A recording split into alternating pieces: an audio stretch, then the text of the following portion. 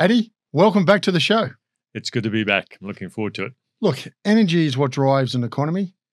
We drive an economy, we get potential opportunity for jobs, we get prosperity. Are we bordering on madness by not having a debate in this country on the opportunity in nuclear energy to help this country prosper? So many countries are already prospering from the use of nuclear energy. About 41 countries around the world, mainly in democratic countries, Okay. are already using nuclear, and they get the benefit of always-on low-carbon electricity. So who are the countries? Which are the major ones we should be mindful of?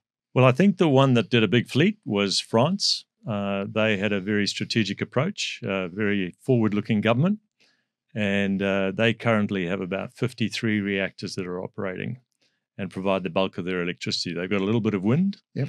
and they actually supply electricity to other countries around them, and they've got a remarkable fleet of really quality reactors. I think they're a great example. And then if you take a country like South Korea, Yep.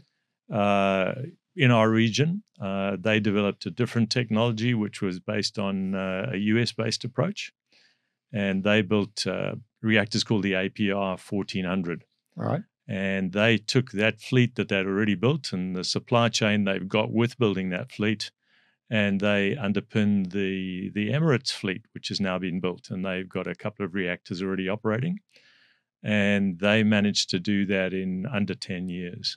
So they're a really good example because they took a really classy country like South Korea, worked in a close partnership, set up a regulator with the support of all of the top nuclear democratic countries in the world so that the regulator was world-class. Yep. They called it the gold standard, actually, which I think was a great name. Okay. And they still managed to build nuclear efficiently and quickly and switch it on. And look, there's other countries, from what I can understand, signing up as well. So, who are they, Adi? So there are many countries signing up around the world for the first time. Okay. And so you've got a number of countries now, like Egypt, for example, in Africa. Yeah, really. Which is working to build some reactors. Their particular reactors are Russian reactors. Right. The Russians are expanding their power by literally taking nuclear power into other countries. Turkey is another major country which will have big ambitions, very strong industrial base. They are going for nuclear power. And then many countries in our region, small island states, for example, will use these small modular reactors or even tie up a nuclear battery in a boat. Very much like we're going to have submarines that go underwater. Yep. You can actually put nuclear batteries effectively onto barges and tie them up and connect a cable and get reliable electricity for 10 to 15 years from a shipboard nuclear reactor. So why aren't we having a serious conversation? I think there's a wedge in the debate which is based on a deep misunderstanding.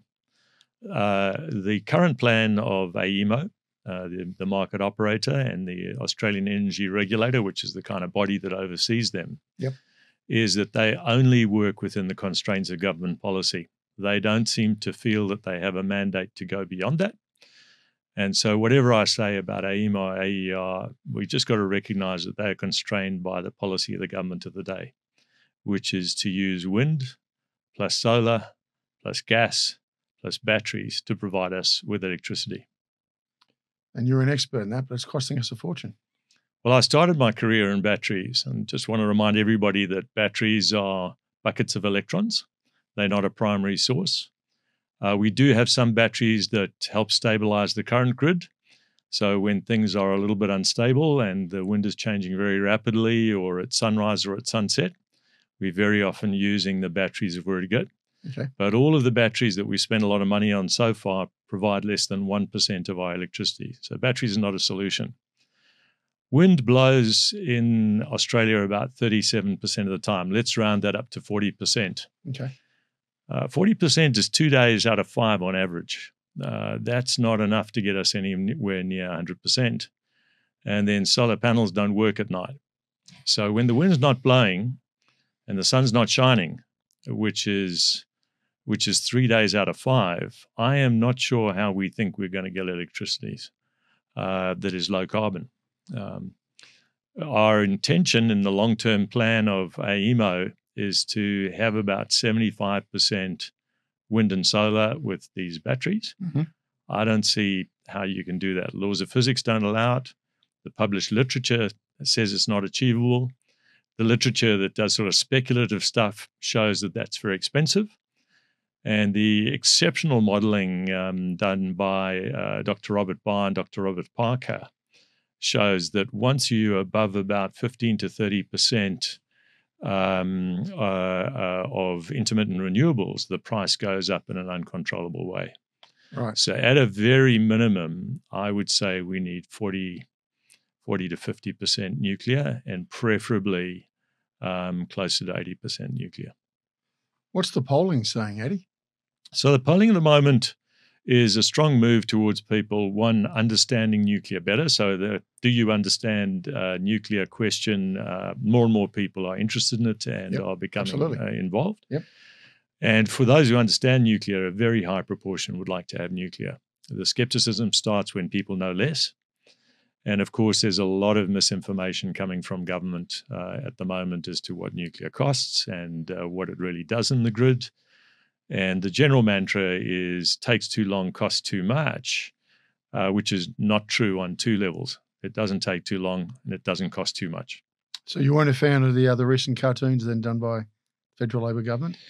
I think that to create fear or to have an inappropriate sense of humor or to mix up a cooling tower with a nuclear power plant. As a picture. It's kind of, well, it summarizes, I think, the energy minister's lack of insight into what his core job is, which is to provide us with always on reliable electrons, preferably at low carbon and at the lowest possible cost. He is not on that mission. Now, look, on our last discussion, Adi, I can say to you fairly clearly, we got overwhelmed with the feedback. So definitely we've hit a core that people want to understand a little bit more about nuclear. But one thing we didn't cover off was modular. Yeah. And I'm going to act as the person in the corner who's learning this. So for the better, maybe can you sort of talk us through just a little bit, Adi? Yeah. What is modular and why is it potentially a game changer? Yeah. So the classic nuclear power plants are built on a particular site with a plan for that particular site. In the old days in America, so these are the big ones. These are the big ones, even small ones. Okay. And they were basically not built in fleets, with the exception of France and a couple of other countries, parts of the UK, Sweden, for example. But many countries just did what we call stick built. They used conventional engineering principles and built things. They built them quite fast, actually. The very first nuclear power plants were built very quickly. But the inherent issue there is that you are bound to the conditions on the site, and you are not able to get the benefit of the scale of multiples, making lots of the same thing. Okay. And that's what modular reactors are all about. So if I just take, for example, the parts that are not on our grid in Australia, we have up in the north, for example, something that I call the diesel grid. Yep. These are small communities. They are on a grid called the Single Wire Earth Return Grid, or the SWIR grid.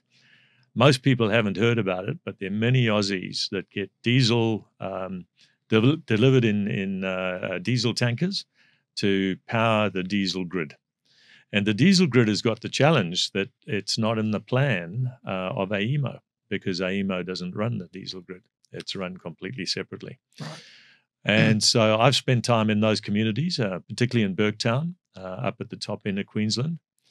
And I was really challenged to think about the benefit that they would get from essentially these small modular plants. They're so small we call them nuclear batteries, where you can literally unload them off a trailer, container-sized reactor. The power part of the reactor just stays on one slab, and on the other slab you put the heat part of the reactor, the nuclear part. These are already established. They've been developed in the United States.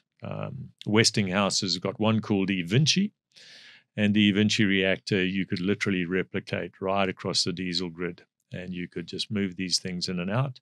You get reliable energy for 2 years at least, maybe longer depending on the region that you're in. Okay. And then you pick up the reactor that's been kind of used up, and you take it back for refueling, and you plug another one. It takes about a day. that is the way to deal with the diesel grid. So you have an opportunity to build communities as a result as well. Absolutely. And communities can be absolutely sure then that they're not dependent on that diesel. You can leave the diesel on its own slab with a small tank just in case there are issues. Right. So you've got a natural backup that is easy to supply. But these reactors are going to be all over regional rural communities in Canada, for example, in low population density areas in the United States. And I think they will become pretty much the standard for those communities. If you want to go then to regional rural communities in Australia that could have these small modular reactors, which create more jobs, you would then have grid scale small modular reactors, keeping those communities in good shape because they wouldn't be relying on wind turbines and solar panels. Yep. In fact, on a fraction of the footprint that is messing up their ridges and their farming areas with a big new grid, you can put these small modular reactors down on a football-sized footprint. Okay, so you're talking about, really plants that everybody would understand. Everybody understands a football field. The safety boundary is the fence. There's no plausible accident that can take place outside of the fence. And basically, these small modular reactors are always on as well. Sometimes you can clump them up 2 or 3 and have very reliable electricity. Or sometimes you have a group of small modules, which can add up to a small modular complex. So this is the way that, in fact, the old small coal plants used to work. You had lots of small ones around the place, and then eventually they got bigger and bigger and bigger. So this is the way that energy is always put into communities and into regional rural communities in Australia. I don't see there would be any problem, and great jobs. Thanks for watching the No Limitations podcast, brought to you by Blenheim Partners, board and executive search firm. As a trusted advisor, we work with Australian listed groups, multinational corporations, large private companies, and social impact organisations on their most critical people choices to drive change, prepare for growth, and outperform their peers. To learn more about Blenheim Partners and executive search, visit our website, blenheimpartners.com. And now, back to the show. Okay, all right. Well, that's just as the headline before we really get into the show, really pull it apart. You mentioned in the last discussion the dirty deal, the late night dirty deal. So the history behind where we're at. That's the first part. You want to explain to everybody what that actually looks like, why we can't get to the point of having a proper discussion.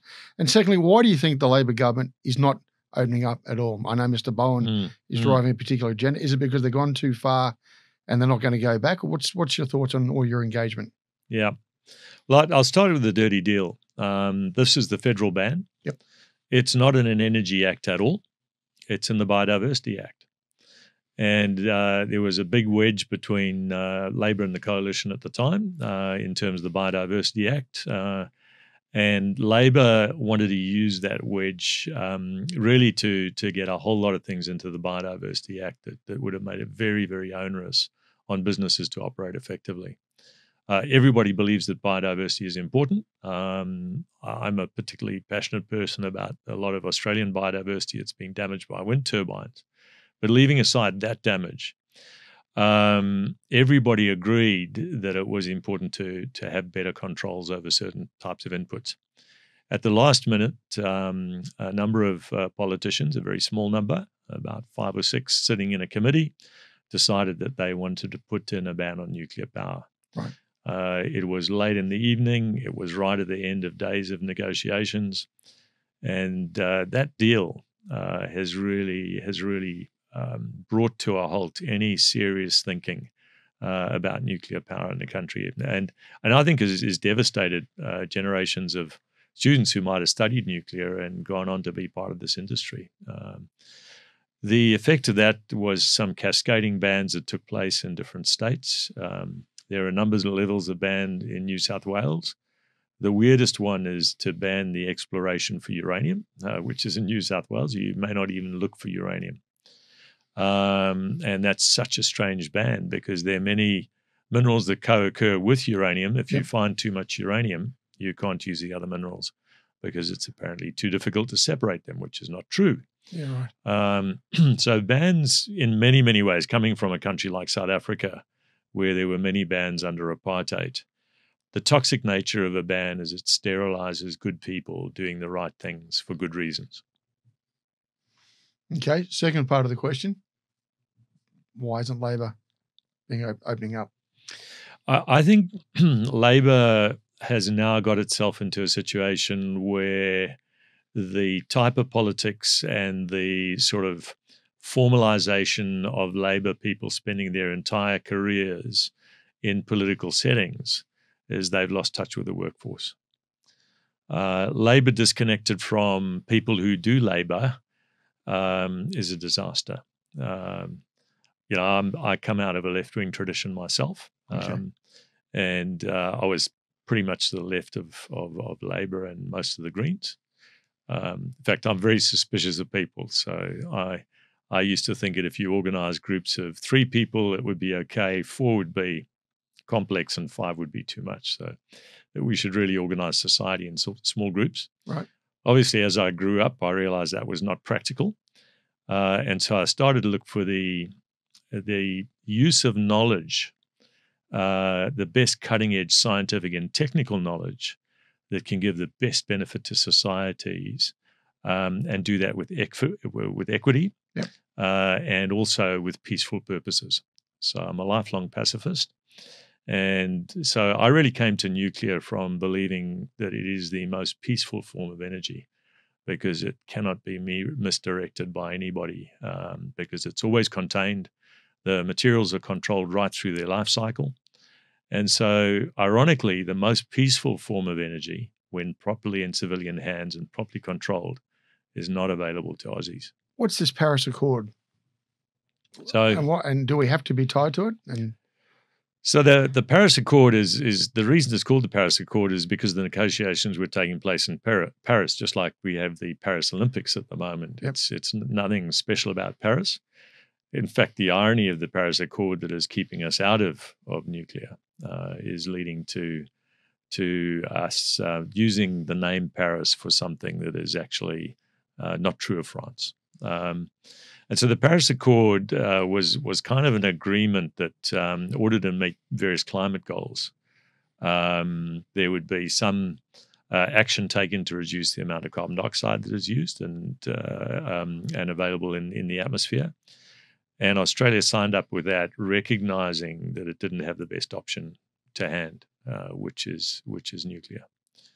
And so Paris for me is a kind of way of using a blunt instrument to not achieve the goal of really, really getting carbon as low as possible.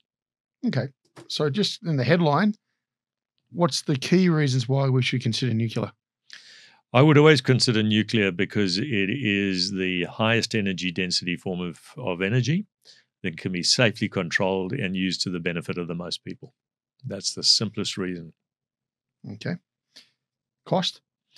The cost of nuclear at the front end is always more, but it's not a cost to the consumer. That's the most important thing. Right. The cost is on the balance sheet because nuclear power plants are built originally for 40 years. Most of them are being expanded now to 60 years. And there's some talk now of the fleet in the US being expanded to 80 years. So you get an asset which you started off with a relatively short lifetime, but then you're extending its life again and again and again. So your cost of capital is going down steeply through the life of that plant. Yep. In all the democratic countries that have got decent economies, those nuclear power plants are on the balance sheet of the companies that operate them. So this is not something a government has to put its hand into the taxpayer's pocket.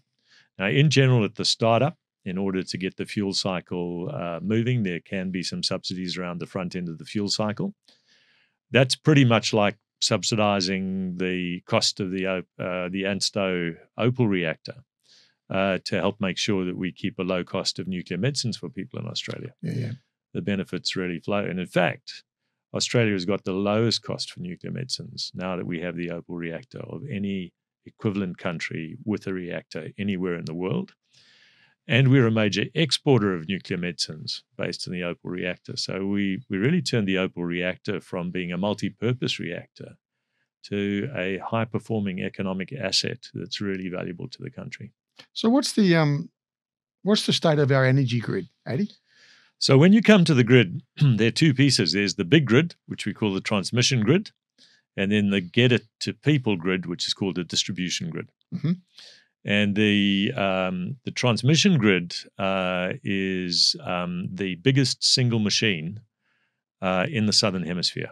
It is also the most complex single machine in the Southern Hemisphere. Right.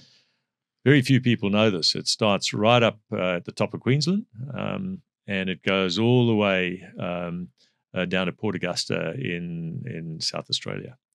It is a long string with some side branches taking electricity from all the existing power plants, of which there are a number at the top of Queensland, and there are a couple in South Australia. They've shut most of them down.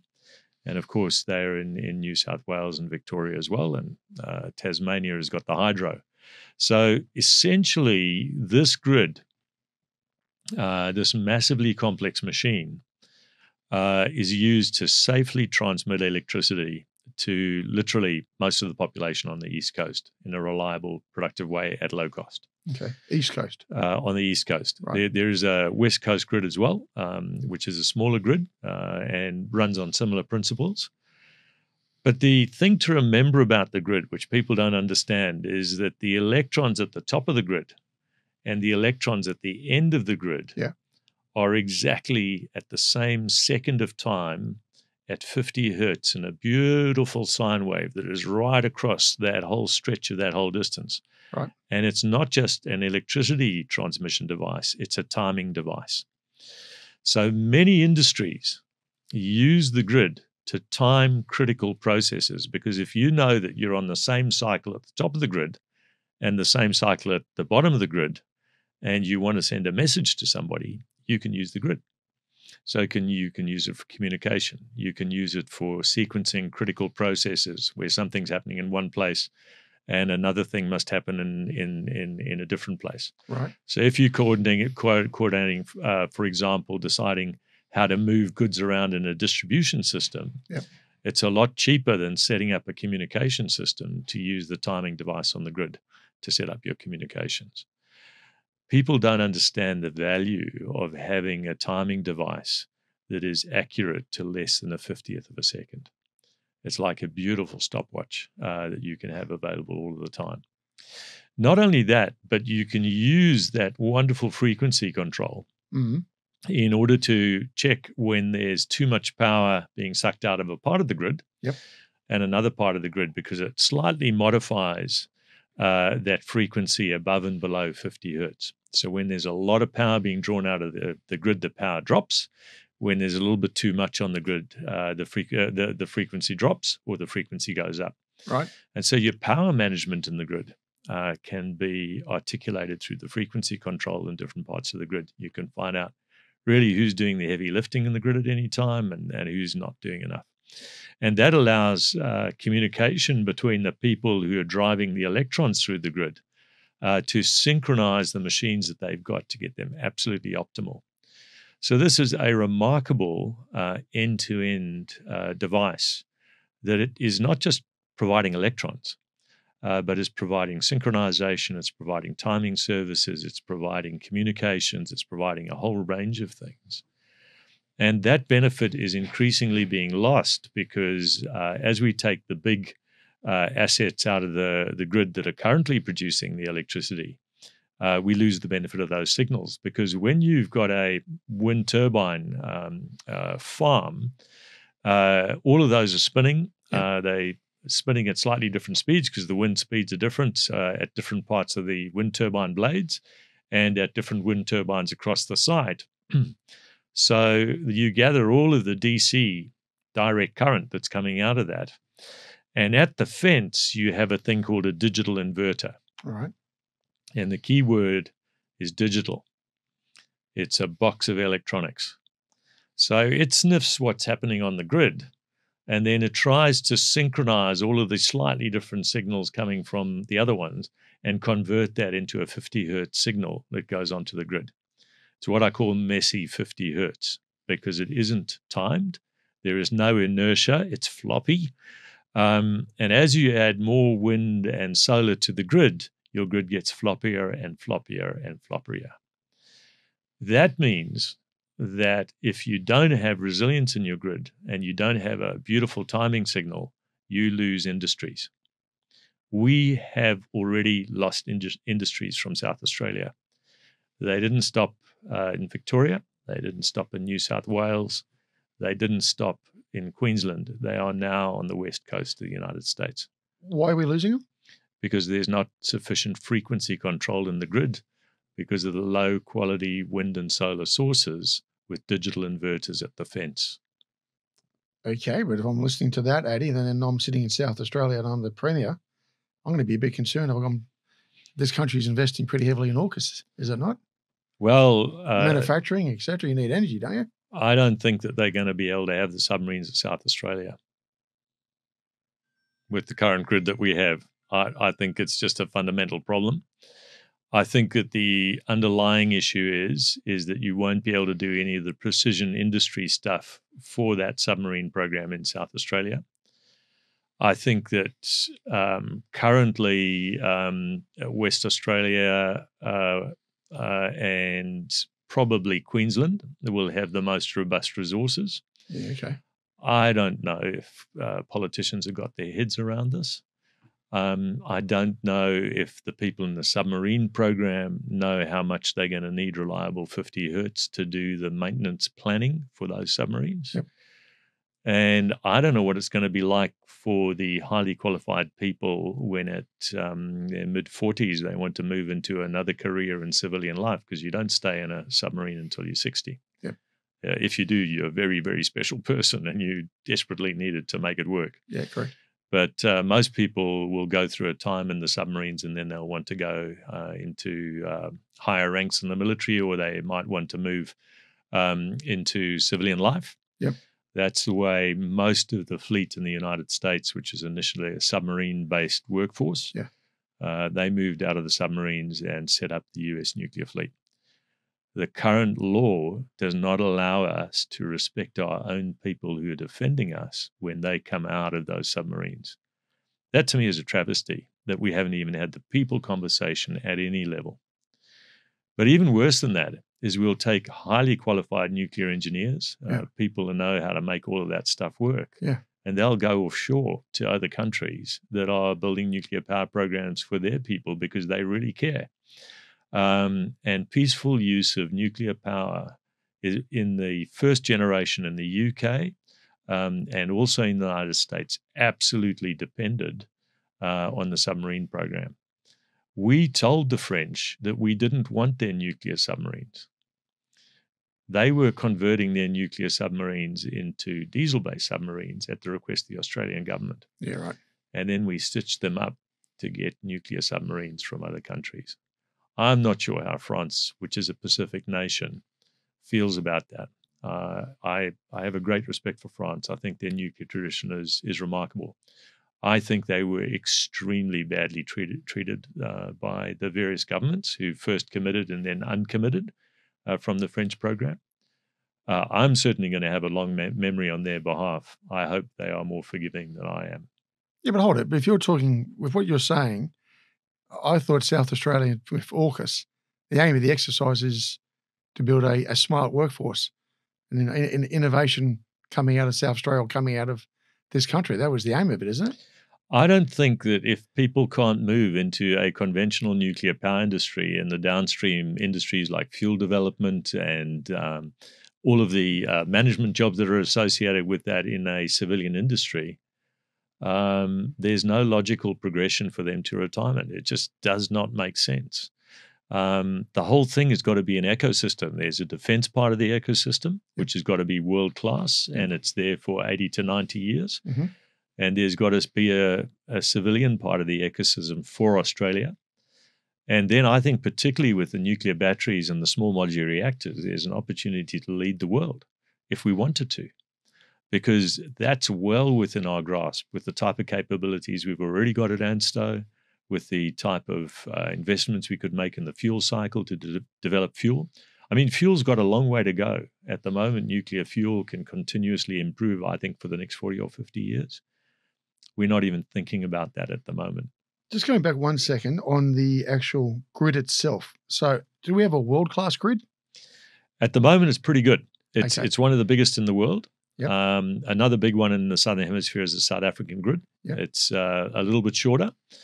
It's the second most complex machine in the Southern Hemisphere. And I know that grid really, really well. So when I came to Australia, I was really interested in the grid, and I got out the map and had a look at it. The most tragic thing is the AEMO map as to what they're going to do with the grid when they take all of these dilute resources and put them into the grid. They're going to be building new bits and pieces, and they're going to be hanging things off it. And they're over-optimistic because they don't fully understand it. This grid that we've got is a beautiful, beautiful machine. But it was built for rotating machines at 1,500 RPM that provide clean electricity, not for dilute DC sources with digital inverters at the fence. And you can't just take the grid you've got and hope that it's going to work for the grid you're going to get. Not only that, but as soon as we start to move to electric vehicles in a big way. I was going to ask you about that, yep. You now have got to build a grid that's big enough to give us all of our electricity during the day and is big enough to fill up the batteries in electric vehicles overnight. Mm. Now, 2 days out of 5, the wind blows at night, the sun goes down at night. How do you charge battery vehicles? Well, the Australian energy market operator is even cleverer than that. They have already written into their plan for the 2040s that if you charge up your car during the day and they need the electricity overnight that's in your garage at home, yep, they will steal the electricity from you. This is the official policy of government. I said steal. They will requisition your electricity from your car. Yeah, right. So if you are in a hospital emergency worker who has to go in at 4 o'clock in the morning and you've got an electric vehicle, as you must have by 2045, you may not be able to start it because it may have donated its electrons to the grid for somebody else that night because there wasn't enough wind and solar. This is the craziest plan. This is the official plan, by the way. I don't think I'm parroting it at any level. This is the plan as written for the 2040s and published by AEMO. We can. So they've got ownership of the power and they can use it as they need to, or an emergency in that sense. Yeah, but it's not even for an emergency. My estimate, just from my knowledge of the grid, is 3 days out of 5 they'll be stealing your electrons and you'll be using the train, which also needs electricity. Now, I don't think this plan is robust. How does a nuclear generator actually work? Great. Well, what you do is you have nuclear fuel rods, and the nuclear fuel rods have got a way of controlling the amount of reactivity that they have. And as you pull out those control rods and you pull them out slowly and carefully, more and more of the nuclear reaction takes place. And that heat is generated literally by the neutrons from some atoms getting into the core of some other atoms and splitting them apart, and the heat generated by that is large. Okay. So the fuel is designed then to be in pipes, and around those pipes you have water or gas. Yep. And the water or gas changes temperature, and when it's really hot, you send it to the hot side of a turbine. It turns the turbine, it like cools steam down. Or something? Yeah, steam. So typically they use steam, but you can also use high temperature gases. Okay. So they're high temperature gas reactors, and there's essentially steam cycle reactors. And sometimes that can even be superheated steam so that you get even more at the top. And that steam in the conventional power plant with coal or with gas is exactly the same as the cycle that produces electricity in a nuclear plant. So the back end is identical. It's just the front end is a different heat source, and the heat comes from the nuclear reactions of splitting atoms. Okay. Nuclear fission. will I get water contamination? You don't get water contamination because the primary circuit, as it's called, which is the reactor circuit, has got very, very pure water and is completely separated from the secondary circuit, which then uses heat exchangers, which are separate completely from it, no change in the water. The one side is the reactor side, the other side is the second circuit. And then that second circuit then can drive a third steam circuit, or sometimes it's a secondary steam circuit. And so the steam is driving the turbines. The nuclear cycle is producing the heat. Those are completely separate. They are both use water as the water or steam as the transfer mechanism. So basically, these are water reactors. In gas reactors, you have high temperature gases, and those high temperature gases go through a system where they also interact with the power generating system, which has normally got a liquid. It's not always water. And that liquid system, which can be salt or water, then generates the electricity. So sometimes you might hear about molten salt reactors. They use molten salt to generate the heat that heats the water or produces the electrons. Okay. Now let's start on the large nuclear power stations. Yeah. Okay. How long do they actually take to make or to build? So the very first one, commission, sorry. Yeah. So the very first one, from a standing start, when they started with the so-called generation plants, most of those were built in 4 to 7 years. So they were very. Why are we hearing 30, 40, 50? The main reason for that is that many jurisdictions try to slow down the building of reactors because of public discourse and debate. Discourse and debate. Legal action. And so the regulators got bigger and bigger. Okay. So the classic example is the Nuclear Regulatory Commission in the United States. And the joke we used to famously make about them is, when the paperwork is heavier than the reactor, we'll give you a license. So they were put in under the Carter administration to slow down nuclear build, which was at that time about 8 years. Right. Okay. And they succeeded. In fact, they shut off the valve. So the new plants in Georgia, which are just switching on now, I think the licensing process took about 8 or 9 years. And then towards the end of that process, everybody in the US realized that the NRC needed to be pared back. And there's now a process happening in the US to really reduce the amount of paperwork. They had a process that even when they wrote themselves a letter, it had to be reviewed independently. So right. That was pretty bizarre.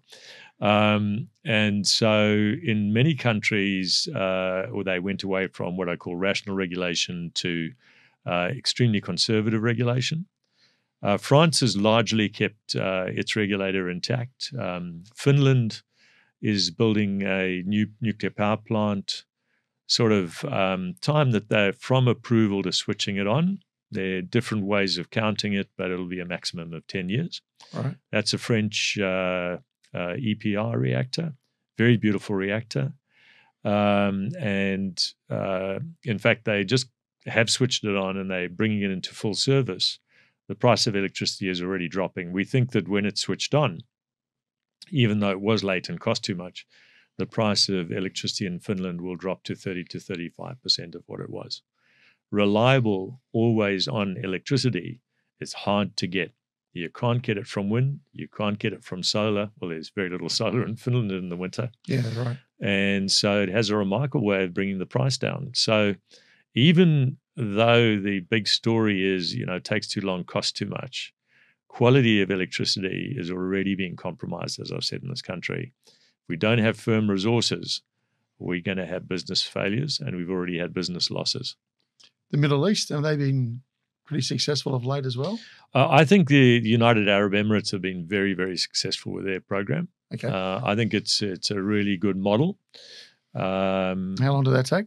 So they took about 8 years from a standing start, and they were pretty good. But they built that on the back of the Korean program, and their goal was to have the global gold standard.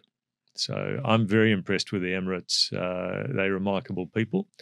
They've trained their engineers to a very, very high standard. So they've done everything right. So they're a pretty good benchmark for Australia, I'd say. And for small modular reactors, we're seeing the first projects going in the States. But as I say, I think we could lead the world with these nuclear batteries, these small plants that go into regional rural areas. We've got the big red middle. Canada's got the big cold north. South Africa's, a great potential partner. Some of the countries in the north of Africa would love to work with Australia. They want our sort of democracy. Tunisia is a great example. I spent some time in Tunisia. Tunisia's got a nuclear program. It's got a smaller population than us. Wonderful people who are very committed to the development of their region. Just across the pond from France, of course. Yep. Italy's just recommitted to nuclear. This was after a long wait. The current Italian government says they want to build nuclear.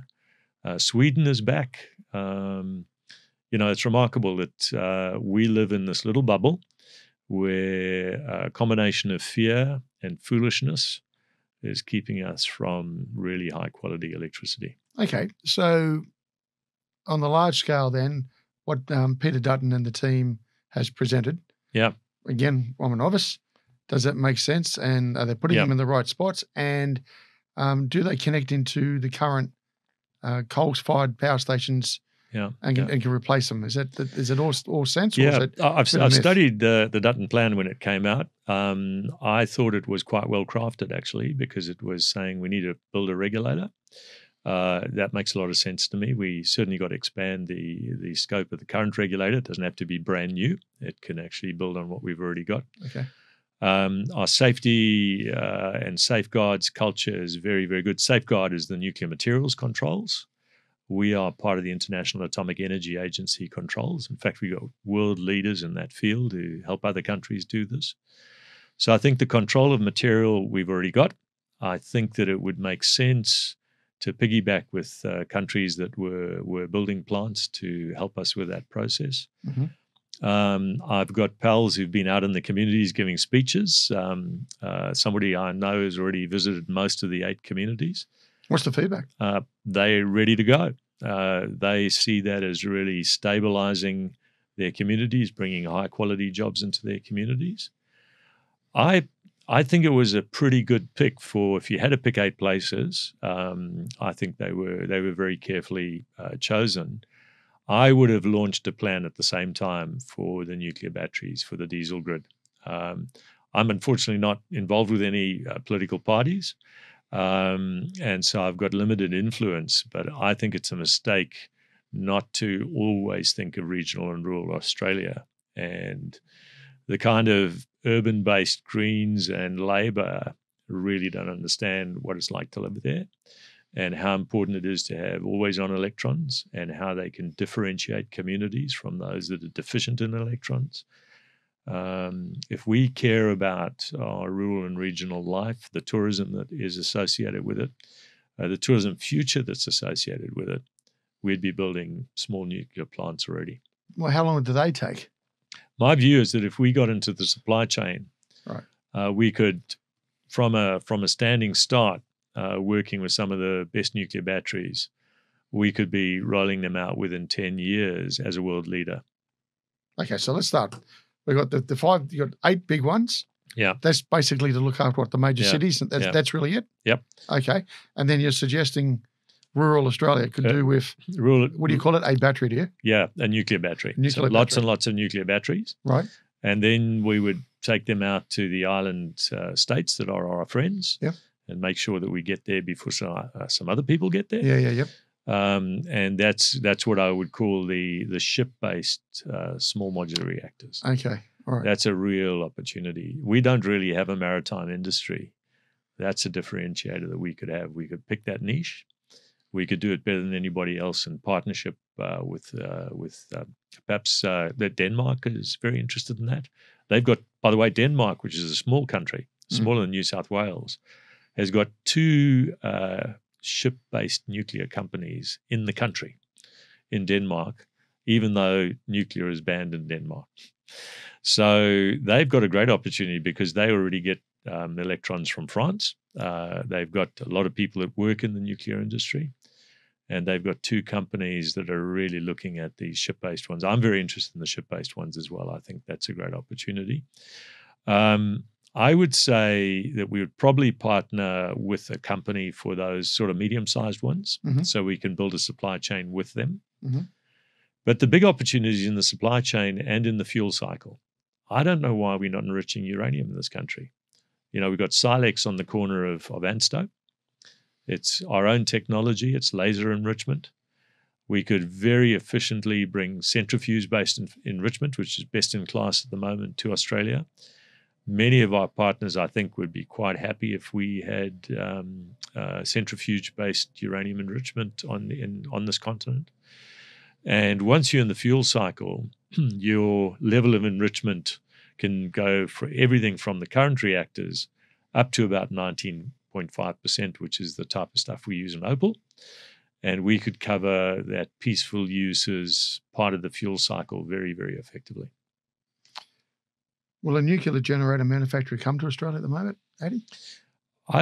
I've spoken to most of them. We have a bit of a hard time, didn't we? It's embarrassing. I mean, they came out, at the time that Ziggy Switkowski, when I first arrived in Australia, was talking about big plants, gigawatt scale plants, like the ones that have been switched on now in Georgia, right? So he was right. We could have had it by now. That was his plan, and we don't have it yet. And so there was a lot of enthusiasm at that time, and I think a lot of dashed hopes. And I think when Peter Dutton, following a lot of work by many of the engineering organizations in the country, many people who are interested in this and have worked on it, Professor Stephen Wilson has written 2 separate reports, world-class reports, independently reviewed by people. And he's busy talking about the new one at the moment. And government has not formally adopted those. It seems to me to be a grave mistake. So we've got very smart people who are thinking at the systems level. We've got very smart people who know people in the industry. We could really get going. I mean, Canada is a very close ally of ours. They've got a cluster that's developing in Ontario. We could be part of that. We could have a decision to work with both the United States and Canada to have 2 bites at the fuel cycle. We've got so many options, but we have chosen. Have we got the engineering capability here, or? Oh, absolutely. The engineers in Australia can do all of this and have done a lot of it. I mean, back in the day, ANSTO had a centrifuge program that we decommissioned because some politicians didn't want us to be misunderstood, that we might be doing things that weren't under control. Or bring people in, show them your safeguards and controls, and let them in. So we've decommissioned centrifuge programs that were active at Lucas Heights. And I believe that it's really possible that we can get back into this game. I'm, a peaceful person. I prefer to live on that side of the fence. I think we could control it more than adequately. So let's just go back again on the battery or the modular. Yeah. How big are they, Adi? How do they turn up and how do they work? Yeah, so the nuclear batteries are quite small. As I say, you can get them into a container-sized one. So the really interesting one that people can look at is a container is a freight container. A freight container, yeah. Right. Okay. Yeah. So the Evinci reactor of Westinghouse is a really interesting small modular reactor. It's basically container-based, and then you build a bit more infrastructure around it. Right. And its safety zone is the fence of the facility, which is a few acres. Okay. If you want to go for small modular reactors that you can really build up to 1 gigawatt, you go for the NuScale reactor, which the basic unit is 77 megawatts electrical, so that's a small unit. And by the time you've got 4 of those together, you've got about 300 megawatts. That's really where you can take a big reactor and make it smaller. You can take it from 1,000 megawatts to 300 megawatts, or you can take these smaller reactors and add them up to 300 megawatts. So 300 megawatts, which is pretty much the size that people decided on when they started the nuclear program globally, was perfectly the right size to think about as a country like Australia. So we could take, for example, the plant that's currently called the AP1000. That could be an AP300. And we could think about how we could do it at our scale with our metal bashing capabilities and so on. And then that's also kind of the top end of putting 3 or 4 new scale, smaller reactors together. So you can do the smaller new scale ones at 77 or 80 megawatts, add them together in groups. Yep. And then below that, you can look at the eVinci, which is, 5 to 8 megawatts is the type of level. And these are, the sorts of things that we used to do in the middle of cities. We would build 50 megawatt plants to provide electricity using coal. Okay, so that could mean, again, that we could actually put industry out to the region. Yeah, absolutely. Absolutely. And there are many things that we could do along the coast, for example, desalination to get clean water. So where we've got limited water resources, desalination near the coast is a really good opportunity. If you go up to the places where we've currently still got some quite big coal plants, if you go up to the top end of Queensland and you go to the Khalid plants out in the country, those are beautiful plants. They're going to run for a while, but that community would be absolutely ready to look at anything from 300, 600 megawatts, even a gigawatt of power, and to stabilize the top end of the Queensland grid. Okay. Green. So those turbines in the ocean. Yeah. Are those, I'm hearing there's a lot of damage being done in North Queensland at the moment. Can you just sort of share with us what you're seeing in terms of what we're trying to roll out compared to what we could do? Yeah. I think there's no business case, either economic or rational, to have offshore wind. It's already more expensive than nuclear, by far. It's available. Why aren't we hearing that? Well, it's people look at a brochure. I mean, on the day that the Siemens wind turbine company went into receivership, they were here staring out to sea with the Minister for Energy. All of the offshore wind turbine companies in the world are in serious financial trouble, which is why they are here in Australia, because they think that there's a chance to sell them to us. It's crazy. The economics of offshore wind, you're taking a massive concrete platform. There's lots of concrete. Okay. And you're either tying it to... So how does that go for the greenies and the clean and everything else, right? There's nothing clean about an offshore wind turbine. Right. The blades are more than 100 meters long. We're watching the Olympics at the moment. You see those people running the 100 meters in about 9 seconds. The blades are longer than that. The new blades are significantly longer than that, 126-meter blades. Right. So you can imagine the kids at school doing running races past those blades, right? They are massive. They are highly engineered devices. They're not just a bunch of fiberglass stuck together. You have to have sensors right to the tip of that blade so you can work out what the wind speed is at the tip. Because at the top of that blade, 108-meter blade, and the bottom blade, when the one's at the top and the other's at an angle at the bottom, the difference in wind speed can be 40%. So the top blade has got a really big wind at the top, but the one as it goes round, the wind is changing all the time. The wind across that blade changes. So you have to instrument those blades to monitor everything that is happening. Then all of that is onto literally an axle, which is less than the thickness of my arm, right? Which goes into the turbine hall, which is the thing up at the top of that thing. And so all of that massive power has to be converted into rotational power. And then it has to make electricity at the top of that thing. Then you send it down a wire into a high voltage underwater cable. Right. Which we don't know what that does to fish. We know that there are many types of fish and undersea creatures like dolphins and so on that are sensitive to electrical currents. So we then have a high voltage DC feed through to the land, where we take it off and then we put it through a digital inverter, as I've explained, Yep. and then you're making the electrons.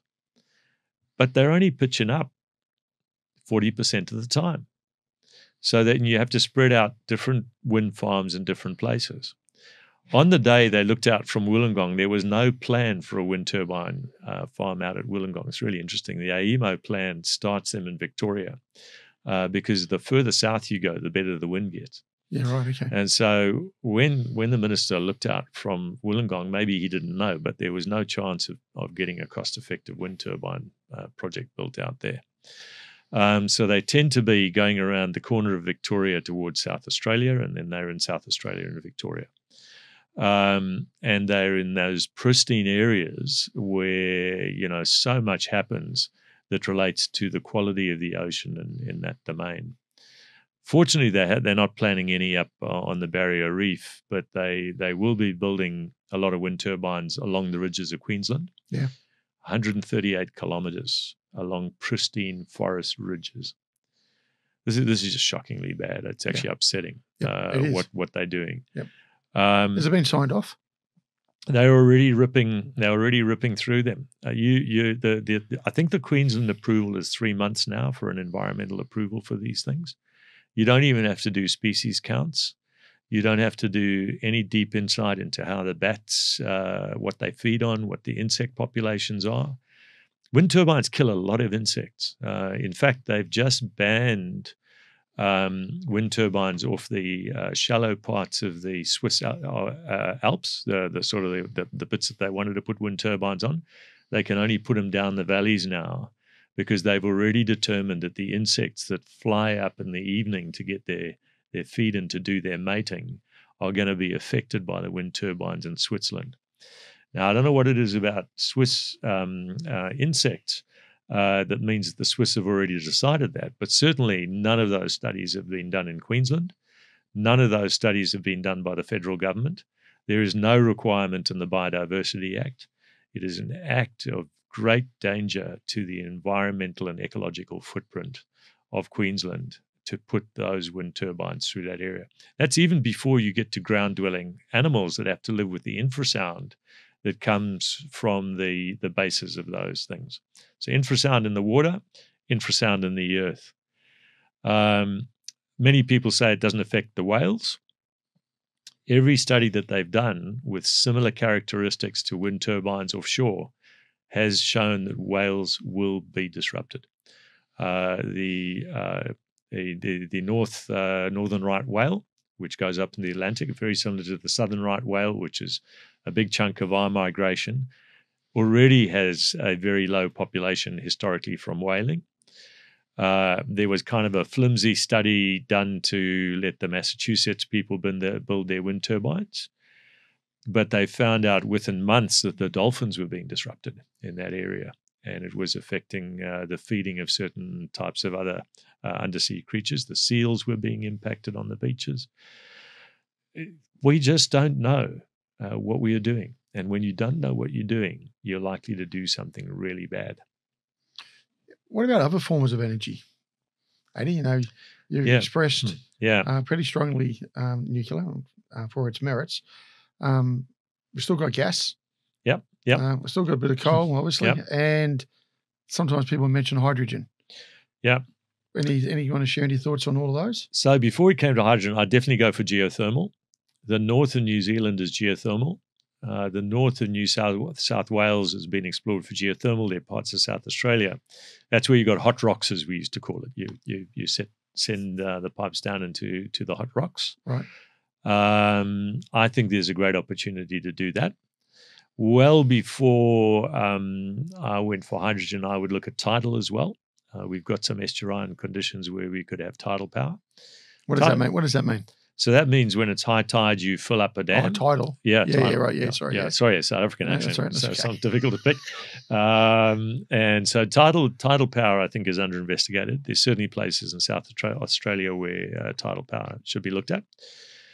Unfortunately, our rivers are not big. So run-of-river, which is going to be used in the Congo River, for example, for a lot of power generation, we can't do run-of-river. So then if you come to hydrogen can be produced from just about any standard form of stuff that we're doing. In fact, with today's power plants that we've got, we could be making hydrogen. But hydrogen is an energy carrier. It's not a primary form of energy. It's so I would never use natural gas to make hydrogen, because natural gas is a better thing to burn than to use natural gas to make hydrogen. The sort of round trip efficiency is only about 17 or 20%. So when do you use hydrogen? You use hydrogen for critical applications like data centers, when you don't have small nuclear batteries. And I would say that all of the data centers that we want for our defense, for Bitcoin mining and other cryptocurrencies, you need lots and lots of very, very cheap and reliable power. Yeah. That stuff can never stop. I would always back that up with the ability to make some hydrogen on the side and use the hydrogen that's produced to do that, to back up the data centers. Hydrogen in pipelines doesn't work. Before we used helium to test for leaks, we used to use hydrogen to test for leaks. So hydrogen is a really good detector of leaks, sadly, because when it gets into a certain level in the atmosphere, it explodes spontaneously. If you've seen the Fukushima explosion, which we've all watched, hydrogen is the source of that explosion. That wasn't a nuclear explosion. Right. So when the water got to a certain level in those reactor vessels, yep, there is a reaction that takes place in the water with the fuel rods, produces hydrogen. Mm-hmm. The hydrogen was evolved out of the damaged reactor vessels into the atmosphere. Okay. A spark ignited a hydrogen deflagration, as it's called. Hydrogen explodes below the speed of sound, and the official term for that is a deflagration. So if you watch that, those are the people who are interested in hydrogen explosions. It's a really remarkable one, because you can actually calculate the speed at which that flame is moving by timing that really, really carefully. And then if you calculate the speed of sound on that day at Fukushima, you will find that flame was propagating below the speed of sound. Okay. Hydrogen is not good. It's very, very useful for critical applications, not near humans. Okay. So if you had your magic wand, Adi, and we can sit back now and plan for the future of the country, where we can all benefit with consistent energy, as you're talking about, what's the mix look like? So I would start off by really trying to get a fast-track build very similar to the one that happened in the Emirates, and try to get gigawatt scale power on the grid in the places that we can put it, to build the gigawatt supply chain as quickly as possible. But I would do it in the controlled way that they did in the Emirates. This is the gold standard? Yeah, the gold standard, and try to get that going. And then I would be doing site preparation at 2 other sites that you could build the next 2 and 5 to 7 years. So that would be, they get to 3 as quickly as possible. At exactly the same time, I would be taking the eVinci design, which is being built in the US at the moment, and I'd be working with Westinghouse to develop that supply chain. And I'd be putting that at a couple of key sites, at least one defense site, to show the benefit of having a small modular reactor onshore at a defense site. I would pick a critical node fairly near a large city to show people that these can be built safely near cities and not cause any disruption with their very small safety zones, which are entirely appropriate and well controlled. And I would go to a place like Burketown and try to put an eVinci down as quickly as possible. I'd probably try to do a couple in each of the states and territories and regional rural areas, selected for their proximity to something that's really important, either from a defense perspective or from a traditional knowledge perspective, to work with regional communities of Indigenous people. I've always found from my time at ANSTO that Indigenous people are really interested in nuclear. We had, when we did our treaty work with the Aboriginal people working at ANSTO, we jumped over the first level treaty to the second level treaty because of the quality of the work they did with us. Just awesome. We got, that so-called innovate status. Yep. with the first Aboriginal agreement to kind of work very closely at ANSTO. So I've got ground truth experience that Aboriginal people do accept nuclear, and they embrace it if it's explained properly, and they understand how respectful nuclear is to the land. Deeply, deeply, much more respectful than anything that we've been doing with our current plants. So what percentage would you have nuclear? What percentage would you have wind? What percentage would you have solar? In the best of all possible worlds, you would have a journey that by 2040 we'd be getting close to 65, 70% nuclear. Or 2040? 2040, 2045. If we've got to go slower, I would go fast on nuclear batteries and small modular reactors and a couple of, as I say, strategic builds of gigawatt scale plants. Aussies, I think, are going to be cautious not for good reasons, but for pragmatic reasons. I would synchronize it with the submarine program, and I would get the United States and the UK for any spare money that they put their hands in their pockets for local benefits to put into a civilian nuclear program and not anything else. Okay. So you're telling me if we go that much, my bill is going to come down substantially compared to what you're seeing in the world at the moment? Your bill will definitely come down. You will have a lower carbon grid. You will not have to build a big new grid. And they're beautiful. I mean, they are just remarkable machines. They're engineered to the highest standards. There is, the Simpsons was a scare campaign from many decades ago, being sadly rerun at the moment in a stupid way. The countries that already have nuclear and the 41 countries that are adopting nuclear. 41. Yep. Okay. They're all in a club, which is going to learn faster than we do. We used to think of ourselves as a smart country. We don't want smart to become stupid. And the policy settings of the current government can best be described as stupid. So what does the Australian going to have to do to change the policy? We've had a simple debate today, and a few people are going to listen. I'm sure a lot of people are going to say, "You're right on, Addy." Yeah. But what do we have to do? I would say find out where your nearest power plant is and start talking to the people who are operating that power plant and ask them, would you like to have a nuclear power plant when your coal plant is switched off? And they will say yes. So local community action is really, really important if you already got the power. If you live anywhere from Manly to the top end of the what I would call the well-heeled coast, I would say look inside yourself carefully to see if you can find within you the capacity to look at this with an open mind.